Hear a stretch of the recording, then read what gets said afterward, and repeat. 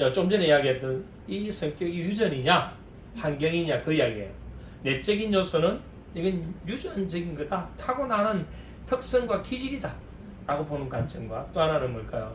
아니야. 성격은 태어난 이후에 어떤 환경에서 어떠한 자극과 어떠한 학습 경험에 의해서 만들어지는 것이다 라고 보는 관점. 어느 것이 맞을까요? 유전이 약 50% 정도 영향을 미쳐요. 성격도. 우리가 대부분 유전은 거의 50%를 먹고 간다. 이렇게 보면 쉬워요. 공부할 때. 유전이 약 50%다. 그럼 나머지 50%는 뭘까요? 성격이 형성되는데. 후천적으로 어떠한 환경에서 성장했는지, 어떠한 학습과 경험을 반복했는지 그것에 의해서 만들어진다. 그래서 성격이라고 할 때 어느 한 특정한 부분을 보고 너 성격이 왜 이래 이렇게 한다면 그거는 틀린 말이다. 여기서 설명하는 이러한 요소들을 갖췄을 때 우리는 그걸 성격이라고 한다. 자, 첫 번째 뭔가요? 성격은 일관성이에요. 일관성. 일관성은 뭐냐면 전에 이랬는데 이것이 오늘도 이랬고 또 내일도 이랬다.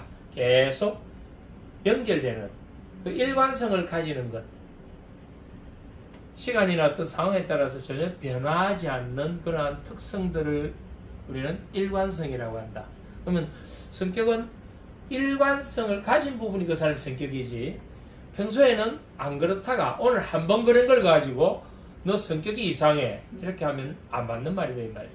자, 두 번째는 독특성이에요. 독특성은 이건 다른 사람과 구분될 수 있는 그 사람만이 갖고 있는 어떤 고유한 특성 그러한 부분들을 독특하다.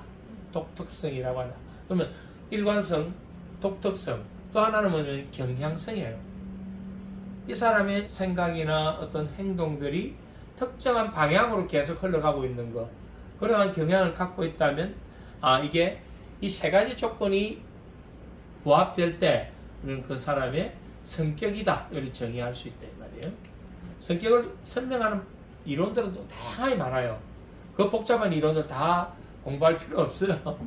아주 쉽게 들어갑시다. 성격은 크게 세 가지로 우리가 볼 수 있다. 심리적인 핵, 그 다음에 전형적인 반응, 그 다음에 사회적 역할 행동. 요 세 가지로 설명할 수 있거든요. 심리적인 핵은 뭐냐면 내가 유전적으로 갖고 있거나 또는 이후의 환경적인 부분에 의해서 일관되게 나타나는 말 그대로 변화하지 않는 내 성격의 핵심적인 점 그걸 심리적 핵이라고 합니다. 이건 잘 변하지 않아요. 우리가 성격은 변할까 안 변할까 이렇게 질문을 할 때 사람 성격은 안 변한다 할 때 이게 바로 심리적 핵이에요. 그러면 어떤 사람이 좀 포악하다 포악했던 사람인데 교육을 받고 조금 뭔가 교화가 되어서 또 이 사람이 뭐 중요한 또 직책도 맡고 이래가지고 성격이 유순해졌다. 그러면 이 사람은 이제 우리가 사회적으로 볼 때 참 착하고 유순한 사람이다라고 보고 있다면 그 사람이 심리적 핵을 놓치고 있는 거죠. 그 사람의 심리적 핵은 뭘까요? 포악함. 평소에는 이게 잘 안 나타나요. 어떨 때 어떤 환경이 이 심리적 핵을 건드릴 때 앞에 뒤에 다음 설명하는 역할 행동과 전형적 반응 형성이 무너질 때 이 심리적 핵이 폭발돼요. 그래서 평소에는 점잖다가 술만 먹으면 폭언을 하거나 어떤 과격한 행동을 하는 사람들이 있잖아요. 그 사람들 심리적 핵은 그러한 게 묻혀 있는 거예요. 그것들이 평소에는 사회화되면서 학습 경험하면서 형성된 그 성격을 전형적 반영이라고 해요. 그럼 이건 내가 사회화되어 가는 데서 어떤 그게 적응하고 거기에서 내 존재를 증명받기 위해서는 사회화된 그 성격을 만들어야 되거든. 그 성격을. 그것이 내 이 억압되어 있는 심리적 핵을 누르고 있는 거예요. 근데 어떤 사람이 갑자기 그 조직에 반장을 맡았다. 자, 그럼 반장은 이제 그때부터 뭐 해야 되나요? 그 구성원들을 뭔가 질서를 유지시켜야 되고 뭔가 통제해야 된다는 의무감을 가지죠. 그때부터 자신은 이제 리더로서의 어떤 사고나 행동을 하려고 한다. 이걸 우리가 역할 행동이라고 한다.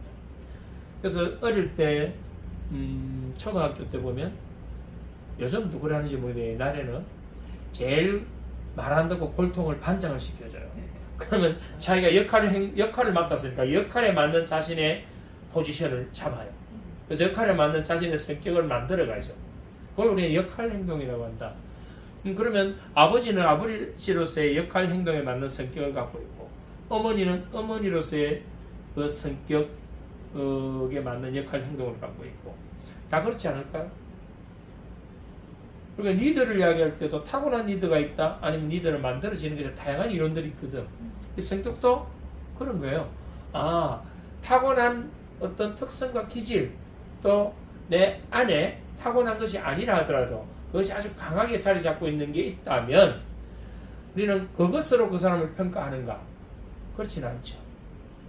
그리고 우리는 그 사람과의 관계나 어떤 평가는 전형적 반응이나 역할 행동에 의해서 평가를 하죠.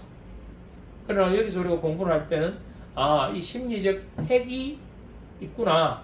그 심리적 핵은 일관적으로 나타나기 때문에 이건 잘 변화하지 않는 것이다. 그럼 제일 변화하기 쉬운 게 뭘까요? 역할 행동이죠. 5명이 놀고 있는데 그 중에 제일 큰 아이가 한 명 있어요. 그럼 선생님이 자리를 잠시 비울 때 내가 한 10분간 밖에 나갔다 올 테니까 10분간 네가 여기서 아이들 좀 보살피고 다치지 않게 잘 좀 챙겨줘 라고 뭐를 주나요? 역할을 주죠. 그럼 이 아이는 선생님이 돌아올 때까지 끝까지 아이들을 관찰합니다. 역할 행동.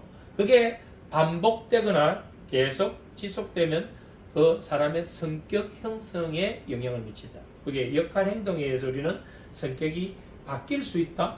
그럼 전형적 반응도 바뀔 수 있다. 제일 바뀌기 쉬운 건 역할 행동. 그 다음 전형적 반응에 의해서 우리의 성격은 바뀔 수 있다. 그러나 심리적 핵은 잘 변하지 않는다. 그럼 무엇이 더 중요한 것일까요? 심리적 핵도 중요하지만 우리는 전형적 반응과 역할 행동에 의해서 우리의 성격을 어느 정도 변화시킬 수 있고 유지할 수 있다. 이렇게 보는 거예요. 좀 전에 설명드린 심리적 핵과 전형적 반응, 역할 행동에 대한 이 피라미드를 그림을 한번 보세요. 심리적 핵은 일관적입니다. 이 사람은 이건 변하지 않기 때문에 항상 그 상황이 되면 그러한 게 나타나요. 저 사람이 원래 심리적인 저거구나. 그러니까 딸을 시집 보낼 때 부모는 사이될 그 남자를 술을 양껏 많이 먹이는 경우가 많이 있습니다. 왜 그럴까요? 이 심리적 핵을 보려고 하는 거예요. 우리는 또 이야기하는 중에도 이 이야기, 제 이야기를 다양하게 풀면서 그 사람의 말을 끄집어내게 하는 것도 좀 심리적 핵을 보는 거예요. 그리고 상담 과정에서도 이 심리적 핵에 접근하기 위해서 많은 그런 기법들을 쓰거든요. 자, 이건 아주 깊이 내 안에 내재되어 있는 것이 돼서 내재적이고 일관성을 갖고 있다라고 보는 거 제일 하단 쪽일 걸. 자, 전형적 반응 위에가 마지막에 뭐죠? 역할과 관련된 행동이죠. 이건 바깥으로 드러나 있는 것이다. 그래서 우리는 바깥으로 드러나 있는 것 그것만 보고 그 사람을 쉽게 평가하기 쉽죠. 실제로는 그 내재되어 있는 이 성격까지도 파악할 수 있다면 코칭을 하거나 상담하는 도움이 되겠죠. 그리고 이 역할 행동은 좀 더 역동적이다. 역동적이라는 더 파워풀하고 더 많은 변화를 할 수 있는 부분.